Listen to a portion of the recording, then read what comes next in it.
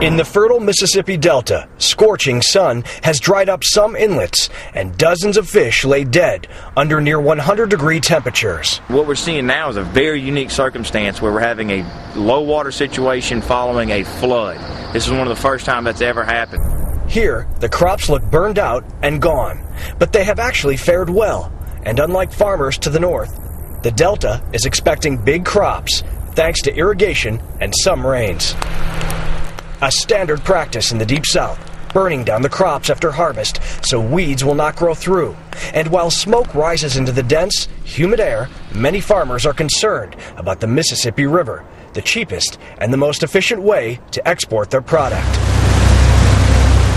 90% of all the grain is transferred by the river. They get it to the river in silos, then they pump it on the barges, and then they travel up and down the Mississippi River. Without the river being navigable for the boats and stuff that travel up and down the river, that grain don't get there.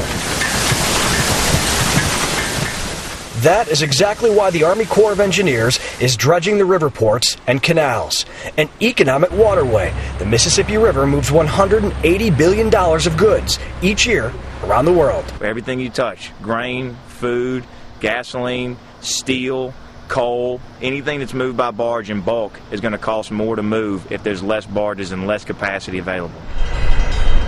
At the Port of New Orleans, ships are moving through the waterway with ease. But the lack of rain to the north is causing a weaker flow headed south on the Mississippi River.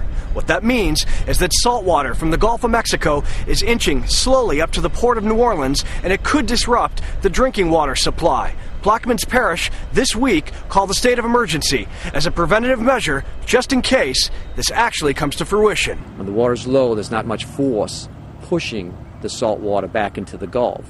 So when you have a less force, that wedge is creeping up. So we monitor that on a daily basis, and if it gets too close to our comfort level, we build what's called an underwater sill. It's an underwater levee of sorts that prevents the salt water from going past a certain point. It's the widest drought since the 1950s, and without a major weather system dropping large amounts of rain in the north, the Mississippi Delta region will likely be working for months ahead to combat the falling water levels. Robert Ray, Associated Press, New Orleans.